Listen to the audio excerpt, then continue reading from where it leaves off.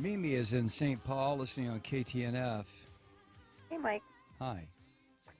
Well, I'm confused. I want to talk about Israel. And so, can you even imagine any other country in the world allowing 530 rockets to fall before it took a step to defend itself? And then hearing the last segment, you guys were talking about not wanting to help fund the Iron Dome. The Iron Dome isn't just to protect Israelis. It's also so that they don't have to fire back and cause casualties in these areas of the Gaza Strip where the population is so densely populated. I just don't know. Tell me what you think would be an acceptable. When are the Israelis supposed to defend themselves? How can they do that? Well, wait a second, Mimi. Let me just turn it around and ask you something. You are a family. You have lived in St. Paul, Minnesota, for your family and your antecedents for probably, let's say, 100 years. And all of a sudden, I show up on your doorstep, literally on your doorstep. And I say to you, Mimi, get out of this house. This is my house. Let me tell you why it's my house. It's my house because my religion says it's my house. Now get out. Now, I happen to be standing on your doorstep with a gun pointed at your head and at Wait, your... who are you? No. Hold on. No. I listened to you. You okay, listened but to I me. don't know which side you're talking from, but okay. All right, Mimi, I'm going to put you on hold so you can go ahead and interrupt if you want to. But I'm standing on your front porch, and I order you and your family out of your house. And I tell you that it's my house, not your house. And the reason it's my house and my block and my neighborhood is because my religious belief says it's mine. And you sit there and you say, well, no. What are you talking about? We've been here 100 years. I'm sorry.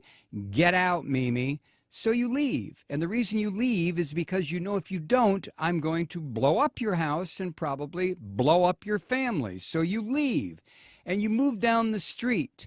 And for the next 60 years, you sit there and you get very, very angry because I came into your house and told you to get out. So what you do, Mimi, you decide, well, I know what I'll do. I'm going to start throwing rocks at what used to be my house, and it'll break the windows. That'll make that damn Malloy move. So you start throwing rocks. And then I come outside and I say, Mimi, were you throwing rocks? And you look at me rather sheepishly. And that's when I level an RPG at you and your family and your house. And I pull the trigger and all of a sudden, whoosh, you're all gone.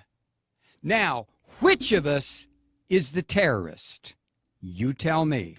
But tell me on another phone call, Mimi, because I'm not going to get involved in a big discussion about this. Thank you. Wow. When does Israel have a right to defend itself? Well, when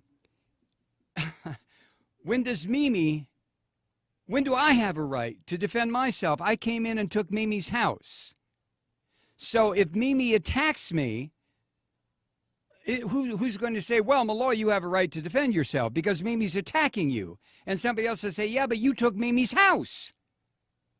Yeah, but, possession is 9/10 of the law. Nah, possession is 99.9% of the law. And besides, God gave me this land. What the hell is Mimi doing on it? All I had to do was come here and remind her, Mimi, get out. God gave this land to me. Now, if Mimi doesn't like that, she can go live in the little ghettoized area that I've set up for her near the Mississippi River in St. Paul, where there's bad electricity, bad water, the fish are no good to eat, and Mimi can stay there until hell freezes over. Or Mimi can throw rocks at my house. Used to be her house. In which case, I will level a couple of grenades at her. So the question, Mimi, is not, when do I have a right to defend myself? I stole your house. I stole your neighborhood.